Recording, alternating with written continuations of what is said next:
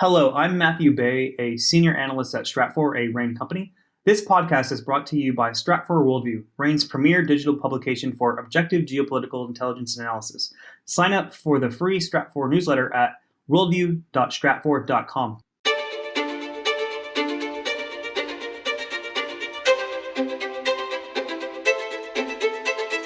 You're listening to RANE's Essential Geopolitics podcast, powered by Stratfor. I'm Emily Donahue. Let's talk about the megadrought in the western U.S. and the recent heat wave in the Northwest. I read a headline recently, the message of which was pretty much that it was past time to stop asking whether such events are caused by climate change. My guest is Rebecca Keller. She's Director of Analysis for Stratfor's Geopolitical Analysis team at RANE. Welcome back to the podcast, Rebecca. Thanks for having me. So, Rebecca, we've discussed similar events in the past. Can you help me place this in context? Is it the kind of heat cycle that is the new normal for the United States? It's hard to say whether this specific cycle is the new normal, if we'll have these kind of heat waves every year. What I think we can say and what needs to be considered in future risk predictions and risk calculations is that these kind of extreme events will be occurring more frequently, whether it be on the West Coast, the East Coast, hurricanes on the Gulf Coast. Climate change is causing an increased frequency of severe weather events. And right now, what's in the headlines are the heat wave in the Pacific Northwest and then a mega drought. It's been around for decades now, started in the early 2000s in the western part of the United States in Southern California, Arizona, the Southern Colorado River Basin.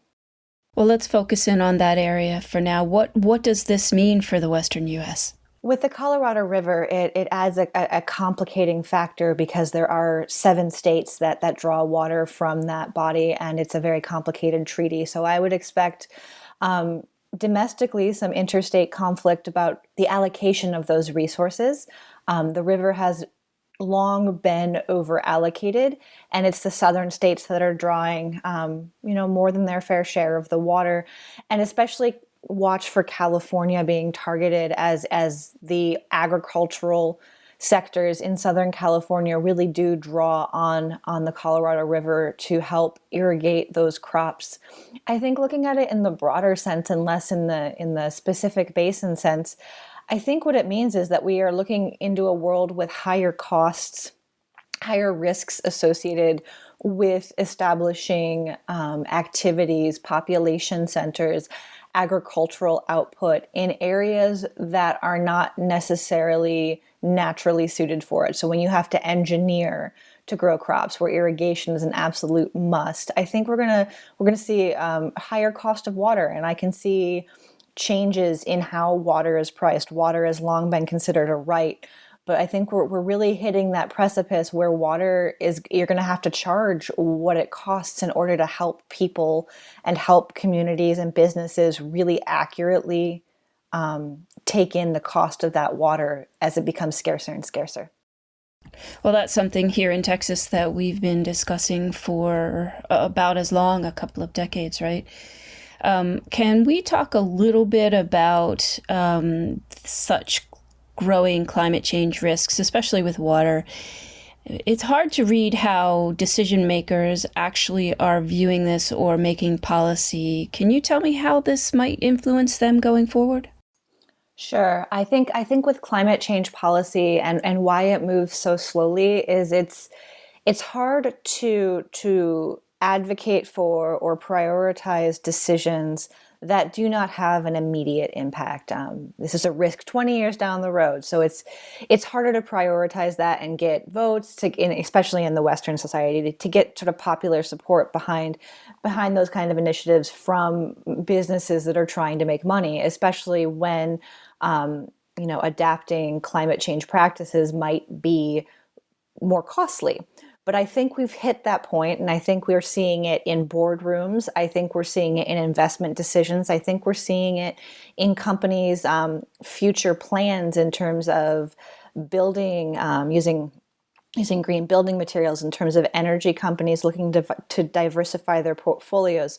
We're starting to see those business decisions shift where that long-term cost not necessarily switching over or adapting or using slightly more expensive materials that are less carbon emitting as the cost, but the cost of future operations, the cost of disaster relief, the cost of ensuring against climate risk or weather risk going down. Those costs that are farther down in the scope are now being more greatly considered in those investment decisions and in boardroom decision making. I guess it remains to be seen whether governments will follow boardroom decisions. I think we're starting to, I mean, the private sector, especially in the U.S., really has been sort of the sharp end of the spear in seeing this movement go forward. But I think looking at the Biden administration and the goals set forth, both in the his infrastructure plan and the climate summit he held a couple of months ago, or maybe it was last month. Time means nothing in near post-pandemic world sometimes.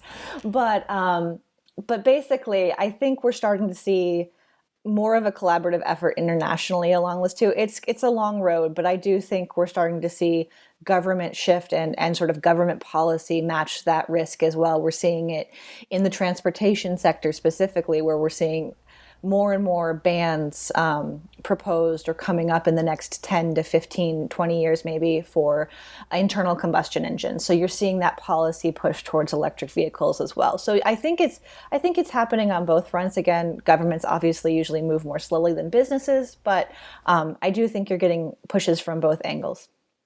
Rebecca Keller is Director of Analysis for Stratfor's Geopolitical Analysis team at RANE. Thank you, Rebecca.